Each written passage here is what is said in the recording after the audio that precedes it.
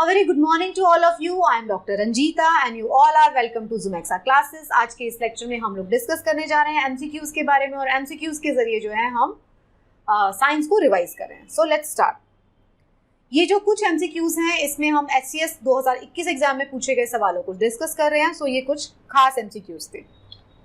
अगर आपका कोई स्पेशल सवाल है, कोई स्पेशल आपका रिक्वेस्ट है तो आप मुझे इस ईमेल एड्रेस पर मेल कर सकते हो.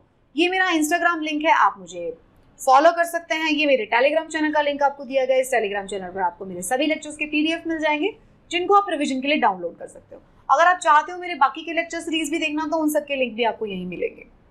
तो इस सेट का पहला सवाल आपकी स्क्रीन पर आपको नजर आ रहा है. उसमें आपसे पूछा जा रहा है कि प्लास्टिक बैग्स जो होते हैं they are potential hazard to the environment, हमारे एनवायरमेंट के लिए बहुत खराब है. Which of the following option correctly describe this. क्या कारण है कि प्लास्टिक बैग्स को हम इतना खराब मानते हैं. कहाँ से है सवाल? NCERT में भी हमने डिस्कस किया था और जनरल अवेयरनेस का क्वेश्चन भी है, एनवायरमेंट का क्वेश्चन भी है. तो पहला दिया हुआ है कि they are light in weight and hence cause nuisance by flying. ये उड़ते रहते हैं तो इसकी वजह से हमको बहुत परेशान करते हैं. Toxic chemicals are used in their production. जब उनको बनाया जाता है तो टॉक्सिक केमिकल्स यूज किए जाते हैं. They are non resistant to heat. ये हीट से के लिए नॉन रेजिस्टेंट है, एकदम सही बात है. They are non biodegradable. ये बायोडिग्रेड नहीं होते. देखिए स्टेटमेंट चारों की चारों ठीक है. प्लास्टिक बैग के बारे में उड़ते रहते हैं, हार्मफुल केमिकल भी यूज होता है, हीट से नॉन रेजिस्टेंट है, सब सही है. लेकिन कौन सा इसको सबसे खतरनाक हजार्ड बनाता है तो वो है नॉन बायोडिग्रेडेबल. उड़ते रहेंगे, चलो जी हम उसको झेल लेंगे. टॉक्सिक केमिकल भी यूज कर रहे हैं, कोई बात नहीं. बट जहाँ पर आपने इनको फेंक दिया कहीं पे भी तो ये गलती नहीं है, नॉन बायोडिग्रेडेबल है. यही हमारा सबसे बिगेस्ट प्रॉब्लम है. जहाँ पे फेंका वहाँ पे हजार साल तक ये पड़े रहेंगे. तो this is the right answer. आसान सवाल था, सभी को आता होगा. सेकंड क्वेश्चन जो पूछा गया था HCS एग्जाम 2021 में, उसमें पूछा गया था कि एक पेशेंट है, उसको सफरिंग फ्रॉम स्टमक पेन, उसके पेट में दर्द है, इंडाइजेशन हो गया. Advise by doctor to take probiotics. उसको प्रोबायोटिक्स खाने के लिए बोला गया. The probiotics helps to. Probiotics क्या काम करते हैं? देखिए प्रोबायोटिक आजकल बहुत फैशन में, आपने देखा होगा याकुट करके एक वो बना दिया है. मैं किसी को प्रमोट नहीं कर रही हूँ, सिर्फ बता रही हूँ एग्जाम्पल देके. ऐसे करके आपको बॉटल्स में मिलेगा प्रोबायोटिक, लोग पी रहे हैं.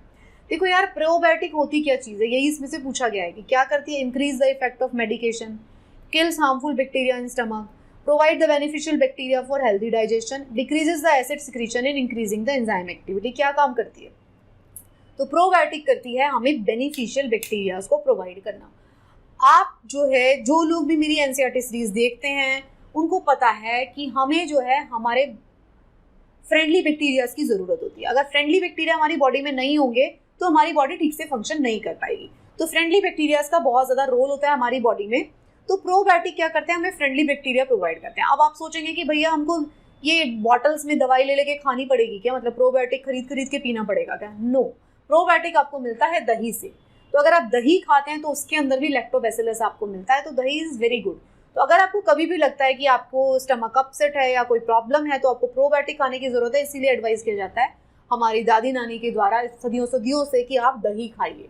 सो दही को इसीलिए बहुत अच्छा माना जाता है क्योंकि ये आपको क्या प्रोवाइड करता है, ये आपको प्रोबायोटिक्स प्रोवाइड कर रहा है बहुत ही आसान तरीके से. राइट. तो प्रोबायोटिक का फंक्शन क्या है, वो आपको फ्रेंडली बैक्टीरियाज आपकी बॉडी के अंदर प्रोवाइड करते हैं. देखिए एंटीबायोटिक्स को इसीलिए क्रिटिसाइज किया जाता है. एंटीबायोटिक जब आप खाते हो ना, ब्रॉड स्पेक्ट्रम उसमें से भी, तो उसको वो डिफ्रेंशिएट नहीं कर सकती कि भाई ये वाला फ्रेंड बैक्टीरिया है, ये एनिमी बैक्टीरिया है. वो सारे बैक्टीरियाज को मार डालती है.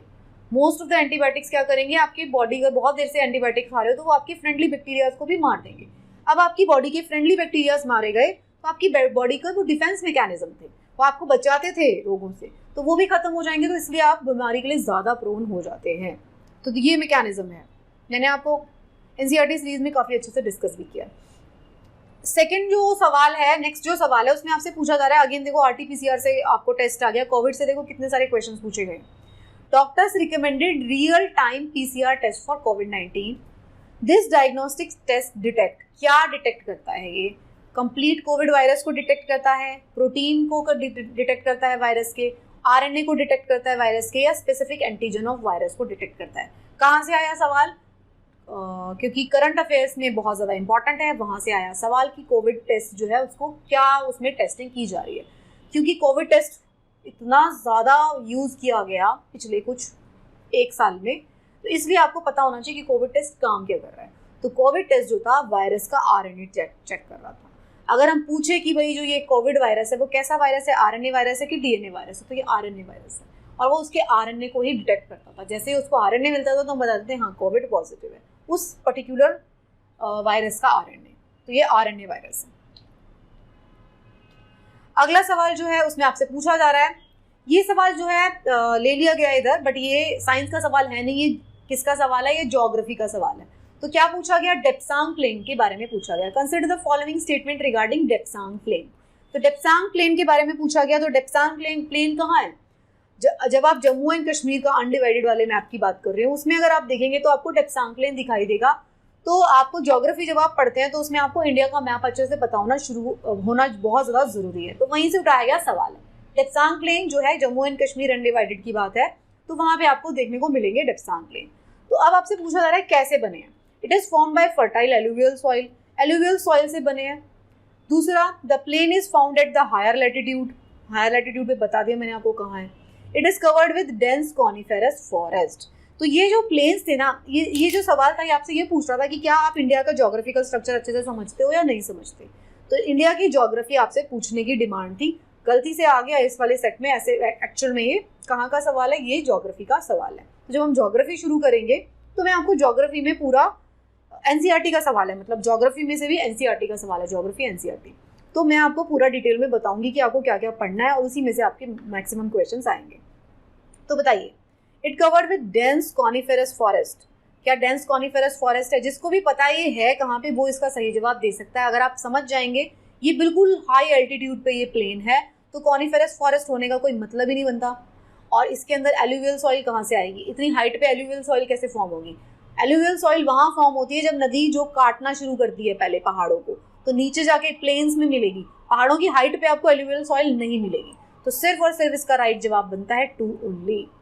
तो ये सवाल जो था ये ज्योग्राफी का था, बट अब यहाँ आ गया तो हमने डिस्कस कर लिया। एलुवियल सॉइल फॉर्मेशन के लिए आपको नदी को चट्टानों को काटने की जरूरत पड़ती है। तो बिल्कुल हाईएस्ट माउंटेन पे काट के वो अपने साथ बहा के लेके जाएंगी। जब बहाएंगी, जब पत्थर बहते हैं तभी उसकी मिट्टी का फॉर्मेशन होता है। तो वो नीचे मिलती है आपको एलुवियल सॉइल।